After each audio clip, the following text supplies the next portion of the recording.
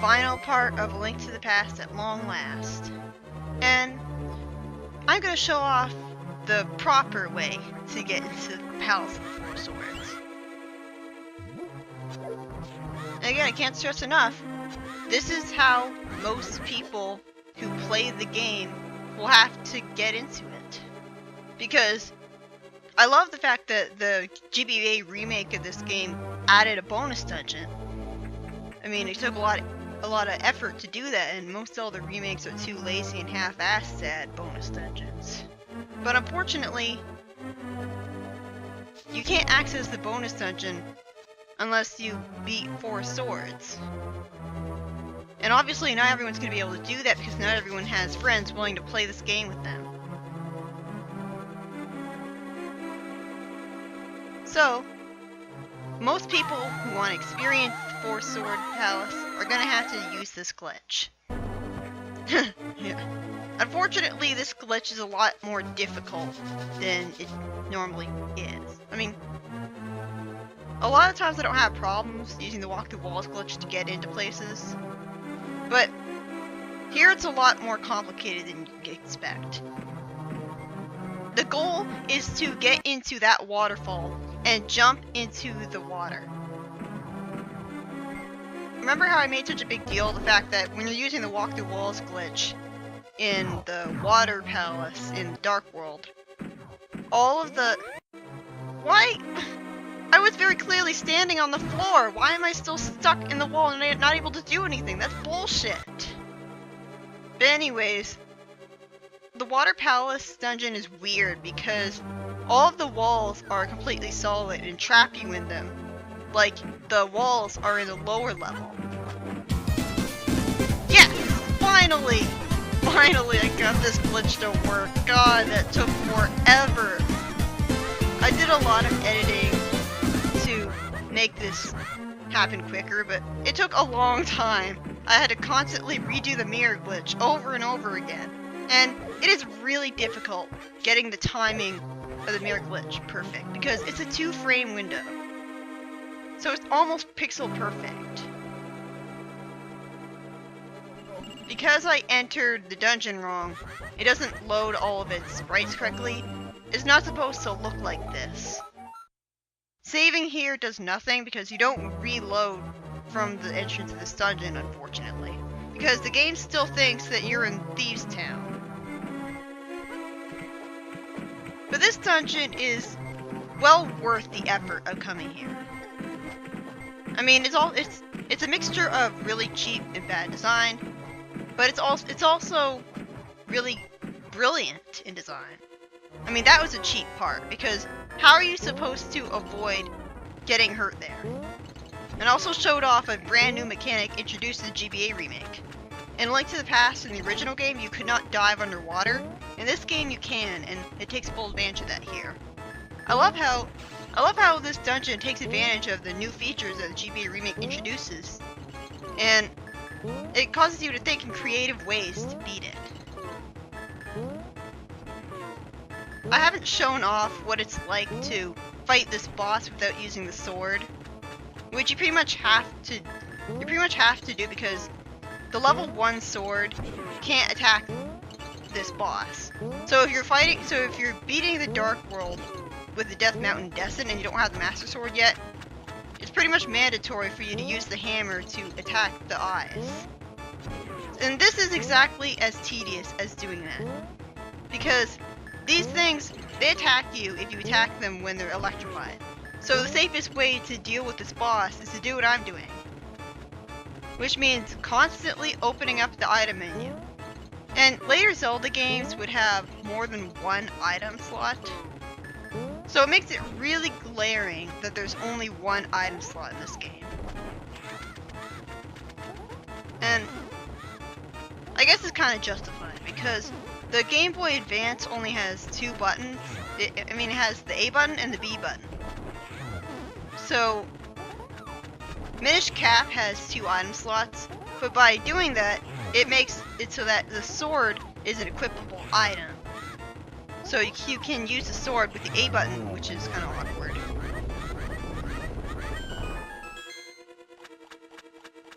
Like, that boss boss wasn't really hard, it was just tedious. I can't read the text on this at all. Maybe it's because I didn't enter the dungeon correctly, but you can still collect the swords and everything. The goal in this dungeon is to collect all of the 4 swords so that you can break the barrier on the corner of the screen. And that'll allow you to get to the boss. This remake introduced a lot of new concepts, like in Zelda 1, when an enemy dropped an item, like a heart, you could pick it up with your sword. The Super Nintendo version of Link to the Past removed that, but the GBA version brings that back, so now you can pick up items and rupees with your sword. And another new concept introduced to the GBA remake is being able to break jars with more than just picking them up. Like, you can actually break them with your sword, if you have a strong enough sword. And with the hammer, like I showed off that you can break boulders and jars with the hammer in this game. And with the arrows. You can break jars with the arrows too. It's just fascinating how... Oh, come on! It bounced off the wall and I had to waste magic. But yeah, no other part of the game does this. No other part of the game forces you to think in creative ways to use the Pegasus boots to get across a pit. Like, no other part of Link to the Past does that, and I just love how the Palace of the Four Swords introduces puzzles that no one ever did before. You are the princesses.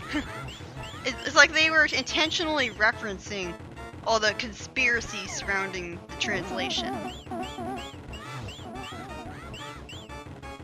And yeah, I'm cheesing this boss, but it's pretty difficult. I have beaten him swordless plenty of times.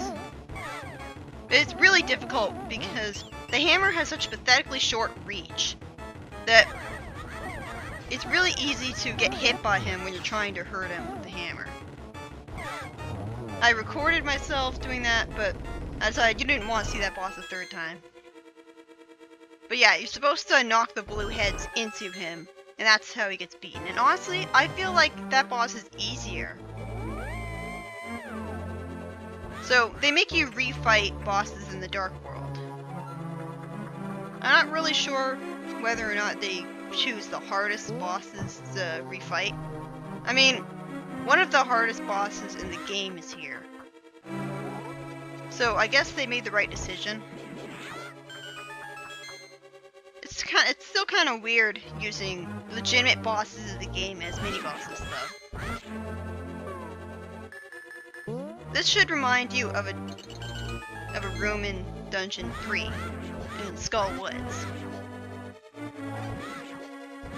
It's not nearly as easy as that, though. You can't cheese past this puzzle. There are skull statues in this room, and skull statues were originally meant to be in the Super Nintendo version of Link to the Past, but they were cut out because they were never used. And if you enter this palace properly, then you'll see skull statues at the entrance of the castle. So it's really cool how they used something that was originally meant to be used in the final game. This is such a badly designed puzzle. The reason I'm having trouble here is because there's actually a block down there.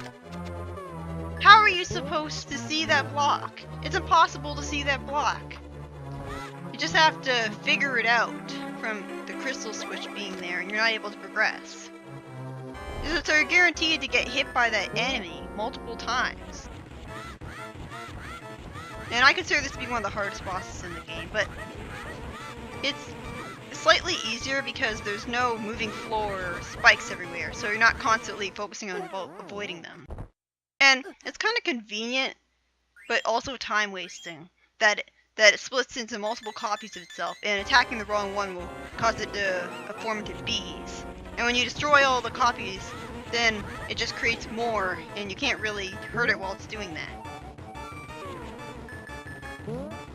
But you can use the bees to attack the boss, although I guess they don't deal as much damage as the good bee. I don't know. But it is pretty convenient. I wonder if they saw this coming. The only thing is that it's pretty easy to capture bees that are already fighting on your side by accident when trying to do this. I haven't practiced any of these bosses beforehand, I just came up with these strategies on my own. But yeah, this boss is really annoying. It's so easy to get hit by it.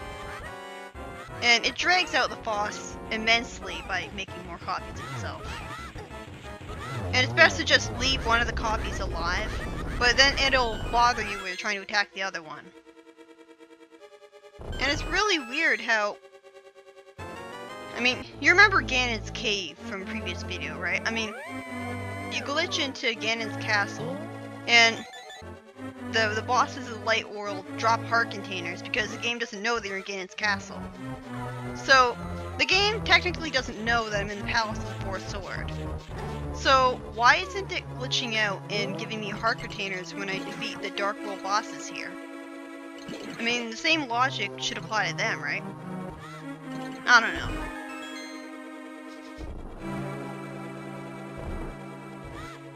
And here's another creative puzzle. There are technically 2 ways of doing this. Or I guess 3 ways. Because you can shoot the crystal switch with an arrow, you can use the Cane of Samaria, or you can throw a bomb. And then you need the Cane of Samaria, or you can throw a bomb over to it. But it's better to use the Cane of Samaria because you have all the time in the world. And that's great because no other dungeon in the game has you take advantage of... I mean, you take advantage of the Cane of Samaria's ability to make blocks that put on switches once. I mean, you barely ever use the regular Cane of Samaria. Turtle Rock had this very unique gimmick where you created blocks that you use as platforms. But I hate this boss. I mean, I hated it before, but it's even worse now. Again, it's so easy for it to hurt you. And the hammer is such short reach, and you can try to use bombs to attack its mask, but it's really easy to miss because it moves all over the place. And these things are so annoying to dodge. And not only that, but it spits out those enemies. Although they're really easy to deal with because they're always facing exactly the right way so that you can kill them when they show up. So that's the point of spawning them in. No, the big problem I have is that it just drags out for way too long, and it's so easy to get hit here. Like, why does it have to take so many hits to get rid of the mask? And so, now, I guess it's only the silver arrows that can kill it, although I think that regular arrows can hurt it. I don't know, I've never tried them.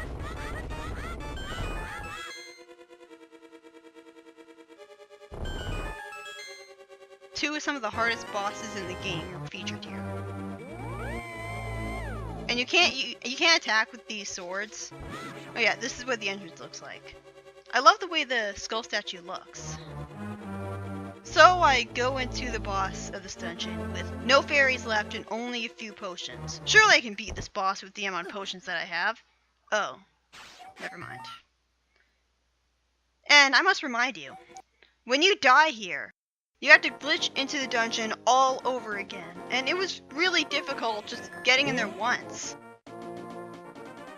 Yeah, when you die in a dungeon in the Dark World, and then you exit it in phase 2 of the game, then the game thinks that you're in the Light World. So, as you can see, the Light World music is playing here. In the Super Nintendo version, when that glitch happens and you transition to another screen, the game corrects itself, and then you're in the Light World, but with Dark World graphics. I don't know why it does it differently in the GBA version.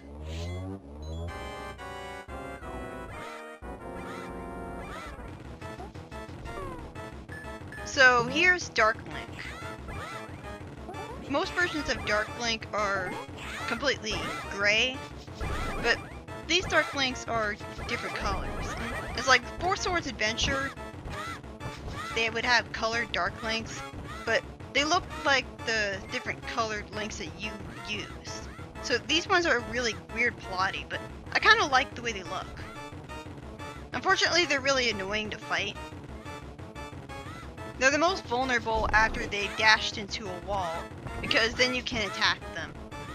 You can attack them from behind or from the side sometimes. They have their shield in front of them at all times, so it's best to not attack them from the front. They're only vulnerable to being attacked from the front when they're in the process of attacking. And yeah, I'm cheating at this, but it's really easy to die here.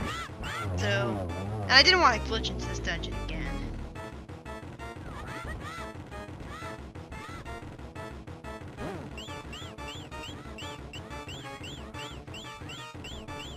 You're probably wondering why I have the blue mail at this point. I did get the red mail, but I forgot to save after getting the red mail, and I decided I don't want to do the entire dungeon again, all over again. So, I'm beating this with the blue mail, which is kind of badass, but also pretty stupid. Because this dungeon is really hard. And see how much damage that does? And the cheap thing about these guys is that they're not stunned for nearly long enough when they dash into a wall. They're supposed to be Link's equal, having the same abilities as him. But not only are they using different sword attacks, like a downward thrust that Link doesn't display in this game, but they're a lot faster than Link.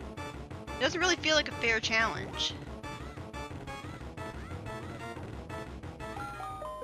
I don't really know how canon this all is. I mean there's 4 swords, and then way down the line there's 4 Swords Adventure, and before 4 Swords is Minish Cap.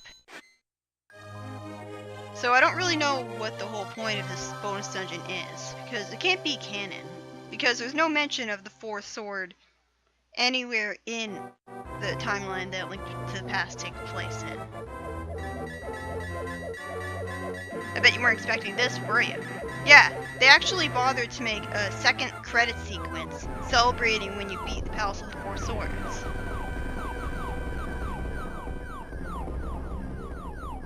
It basically shows all of the transformed Ganon soldiers getting attacked by the monsters of the Dark World.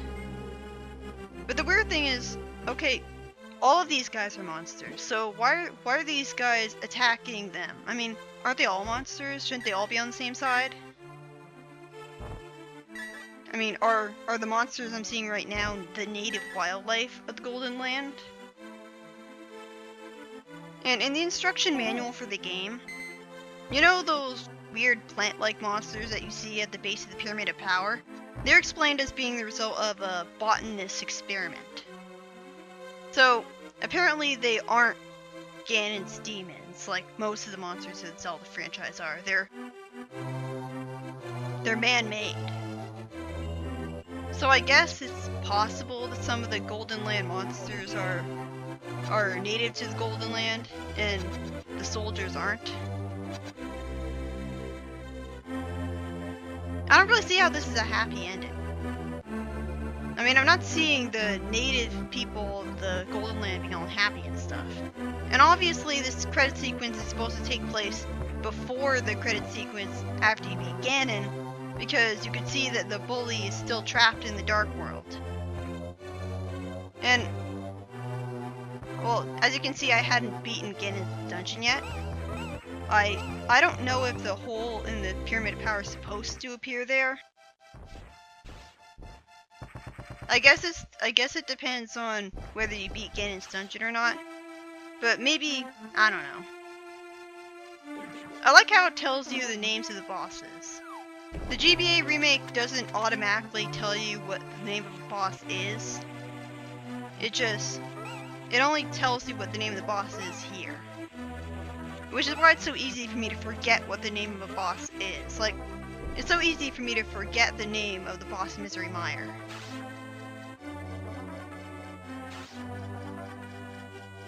But yeah, I beat the Palace of the 4 Sword. And again, I both love it and hate it at the same time, because it has very creative puzzles and it's going to be brilliant in design. but it can also be really cheap, especially when it comes to the boss fights. I dread the boss fights. Vitreous.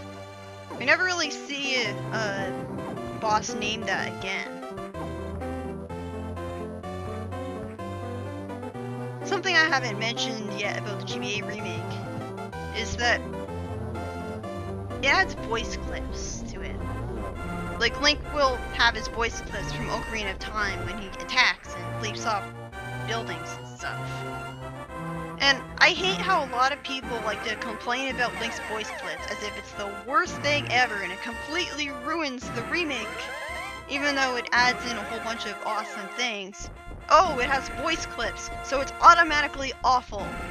Even though Ocarina of Time had voice clips, and we love that game. Ugh. I don't see what the problem is with Link having voice clips. I mean, I played this game for a really long time, so I guess I'm just used to it, but I don't see how that's a problem. I mean, if you really think the voice clips are such a problem, just play the game on mute. I mean, I guess it can get repetitive when you repeatedly swing your sword, but I don't care, I'm used to it. Yeah, it's pretty weird how the game actually keeps track of all the times that you use every item.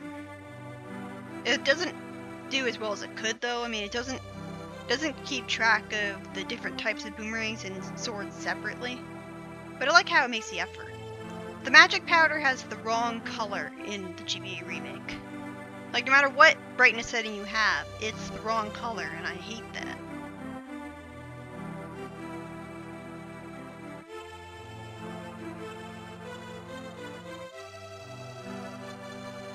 And it's kind of weird how, after what's clearly supposed to be a celebratory credit sequence, you don't see the credits again. Although that's good, because, you know, it'd be redundant seeing the credits twice. And there's also the fact that, again, the ending sequence of the Palace of the Fourth Sword assumes that you haven't beaten Ganon yet. Which I guess makes sense. I mean, Link wouldn't be able to enter the Palace of the Fourth Sword at all after he beat Ganon and wished that everything was made good again.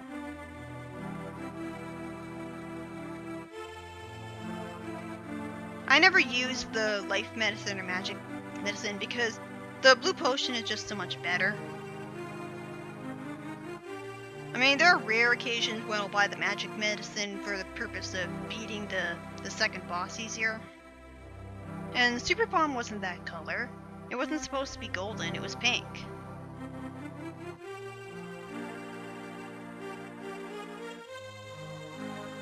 Yeah, I use the Pegasus boots a lot. Again, I just love how the Pegasus boots control. You can stop literally whenever you want, and you move really fast. And you stop instantly. That's the most important thing of all. I just can't believe how awful they are in Link Between Worlds. Again, you take forever to stop when you have the Pegasus boots. So, it's really discouraging. It really discourages you from using them.